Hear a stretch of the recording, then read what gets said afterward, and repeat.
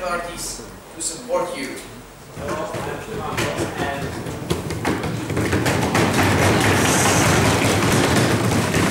and today we're going to talk about how to create a debate club at a school and persuade authorities to support you. So, to translate this weird topic of the presentation, I would say this school wants a debate club. So, I will introduce myself, and firstly I think it would still say.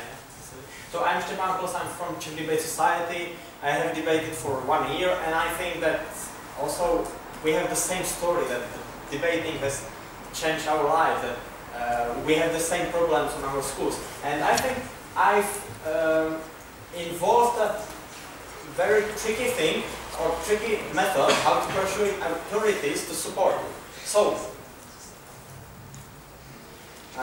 firstly I will say how I started with debating. Well, it started like that. My mom was watching TV, and there was a film, you probably know that.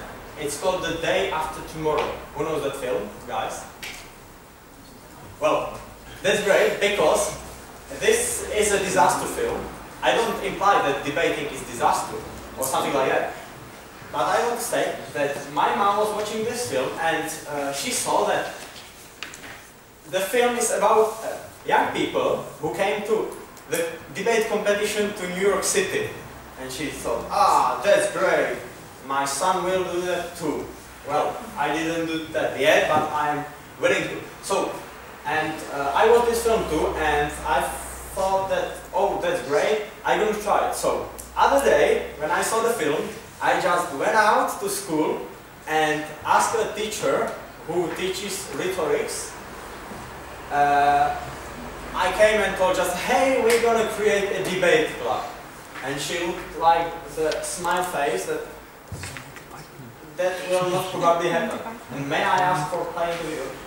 I think she thought, firstly, that it looks like something like that. So I think they thought it looks like something like that. So, but a lot of things happened. One day, our headmaster wanted our school to be mentioned in newspapers, so he was thinking what to do. And so he invited the Czech Debate Society to come to our school to make debate days. So, I went to 2 debate days that were on our school. One was in Czech language for younger people, and the second was in English for all students. So I went to the Czech one and I liked it, and I didn't go to school, and I went to next day to the English one. My teachers weren't very happy, but I didn't care. So the teacher, who thought that debating is something like putting things on the top of other things, thought that it's quite a good idea, and we established on our school a small debate tournament called Christmas Debate Tournament. And we had first year of the tournament, and it was quite good. And then a lot of things happened. So we had the debate days, and after that we had the school debate tournament. And I had 6 months, I didn't debate it anymore or something like that. But then I had a phone call during summer holidays. It was one guy I met on the debate days. So I picked up the phone and asked, hi, what's going on? And he told, hi, we are going to the heart of Europe. And I asked, when the heart of Europe is? And he answered, in 3 days. So we are preparing for heart of Europe for just 3 days. And we went to tournament, and we absolutely loved it. And then we thought that, oh, that's great, we need to improve us in debating. So we went to Youth in Action program in Croatia. We participated in IPPF. It's, by the way, competition that has finals in Europe. But we didn't do that, but I will go next year to New York, I hope. And then we went to Ukraine under chestnut trees. It's debate tournament of club of our friends, and they invited us. So we left the Ukraine and Euromaidan started. So And then we had another Christmas debate tournament, and I felt like bigger debater than before, and so we prepared for that. And we weren't first, we were second, we were a little bit pissed off, but it doesn't matter. So we were second, and then I stopped and thought, well, I think that now is the best moment to establish a debate club on our school. So I knew that I had the support of Czech Debate Society. They are helping me with the debate club. And I knew that I need students to go to the debate club. I need two teachers to accept that and support it. And I need I need head teacher to be interested in, because he has a lot of money. So, okay, so I cut it debating in these three parts. So, the consistency of debating. First is knowledge and experiences. When you are debating, you have to learn new things, and you have to apply them, you have to communicate with others, and you practice language, you practice skills, you find a lot of things on the internet. Then, you have something I would call officially social activities. But we know how party and debate tournament looks like, and I think we can move on, and then we have a PR and a lot of contacts. So I made something, I was thinking about what is good for debating, and I was thinking of the three groups of people I need to persuade. So I created something which my friend Rezny, he is sitting in the last line, he inspired me.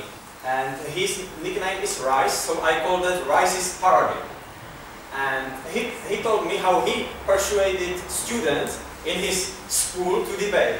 He told how good the parties are, and everyone wanted to debate. So I took this and I improved it. So we have students. So we have to take a group of students and explain them how international parties are so great, and they should go to them. So I think the majority of students are debating on our school because of that. Then you have teachers. You have to tell them how educated the debating is, how great is it. You have persuade language teachers, you have persuade rhetorics teachers, but I haven't persuaded any teacher on our school, by the way. But it's the problem of our teachers, not my strategy, I think. But I don't need teachers in this way. So, and other head teacher, the headmaster, the one who has money. I told him that it's so great that he will be in newspapers, his student will be in newspapers. Everyone will know that our school is debating. Everyone will know that. When we are on few debate tournaments, I just written an article about us, put it to a newspaper, bought newspaper and gave it to him, and I thought, this is debating, it's great, you should support him. So, okay. So, and also, he is very interested in contacts with our schools, especially the one who has access to some budgets for financial aid. So, we are going to Bratislava debate competition. Who is going there? Okay. So, we will see there. And we will have to make some networking with other schools because he wants to make some international progress.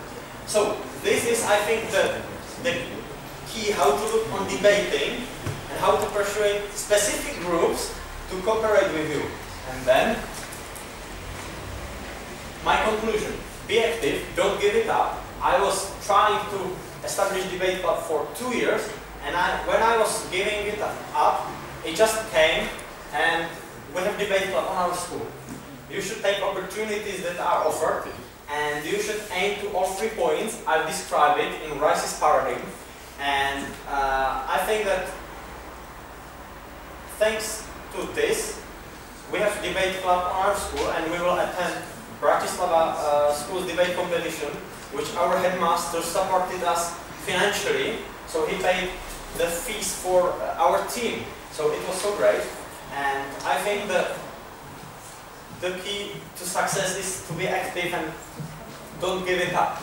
So I think that I was talking too much, and I think you can have some questions on this, and I hope you will have some questions on this, because I want to answer something. Any questions? Could you please elaborate more about how you persuade the students to join the club? Because we are struggling to get more people to debating, but yes. we don't really know how to do that. Well, are you going to debate competitions? Yes. Yeah. So it's great to take a lot of photos here and let someone else, for example the Facebook page of the competition, to put a photo of you, so it doesn't look like, well, look where I was. It looks that this student was on the competition, and my experience is that when some society or some competition puts the photo on Facebook, the students are curious about that. They are asking me what it was, how it looks like. So I take the 1/3 of Rezny's paradigm and explain them how great it was. We are debating and how great the parties and everything was great. And I think that it's a little bit manipulative, but I think that this is how I was doing that, or how I'm doing that. So have I answered your question? Yeah, sure. Any questions? Yeah. You based your paradigm on the students about how awesome social things are, how parties go awesome, whatsoever. And my question is, don't you think that students might say, okay, but you know, we could attend parties as awesome as these in any other place? I mean, I don't think that this is the point where you should insist. I mean, you should explain all the issues that debate implies. Well, social activities, I mean, not just real parties. It was a little bit, I don't know the word in English, but I think that also the social activities like interaction with other nations and other opinions, and this everything you should explain to them to persuade them how great it is. And I think when you tell them about how we were on party, or we were talking about something with American, Australia guys from China, they are interested in that because they see that in their city you can't get American guy, Chinese guy, and a guy from Australia. So they are interested because it's something new, it's something unusual. And in my case, when I explain them this, they are interested in the debating because they can meet people that they can't meet. Have I answered your question? Yeah, I mean, you pointed out the fact that the social environment that the debate creates is rather very important. Any other questions? Yes. I would like to add that the most important point to persuade people to go and debate is international tournaments, as you said, because making friends from different countries is not usual, and we have there a debater who came to debate tournament for the first time, and it's the international one. So I'm for more international tournaments, also in the places which are very near from Czech Republic, Slovenia, Slovakia, Czech Republic, and yes, in Prague. It's very good. Yes. So it was only a point, not a question. Point of information. Okay. Other questions or remarks? EOIs. So do you really not need the support of teachers? Well, honestly not, because I have support of Czech Debate Society. They are helping me with training, they are giving me materials, and head teacher, he knows that it's good for education and for context, so he knows that it is good, and I showed him that it is good, and he is helping with his money. So I don't know how could the teacher improve this process. So they are not active in debating, and I think if there was, how it would help. I think that in this way I don't actually need the teachers. I also don't have the teachers on my boat, so the issue of Rather they're willing to free students to go to the debate events. well, if in our school, when you want to be free for one day, you have to ask your class teacher. When you want to be free for a few days, you have to ask headmaster. So when he's okay with that, he puts it as school event, so you don't have your absence in school system. So it is great in this way. Yeah, that's great if you have this in your system, but for example in Romania that doesn't happen. You just miss school, and all teachers know that you are somewhere doing some stuff like debate or something. They don't know exactly what's about, and if you try to explain to them what this is, they are going to say, yeah, that's cool, but still you missed my classes and I'm going to be mad at you. Because you're not that interested in my subject, and they take it basically personal because they don't see further, your own interest. They see their interest as teachers to teach their lessons, and then when they don't see that much support from students, they kind of tend to not give you support, and this is why you cannot ignore teachers. Well, I didn't mean that I ignore teachers, but I think that some teachers are a little bit annoyed that I missed their lesson, but I am trying to explain them how beneficial it was and how great it was, or I show them some photos, and the teachers, basically majority of teachers, are just sitting in our city and teaching their stuff. So if you show them something international, something great, they say, oh, it's amazing, try to go there. But they are not active in the process of training and participating. They just say, okay, so this is it. Okay. Now I have a question. No, I'd like to know if they have. Yeah? What program do you use for your PowerPoint presentations? Well, it's not PowerPoint presentation, it's Prezi.com, and I use that when I want to,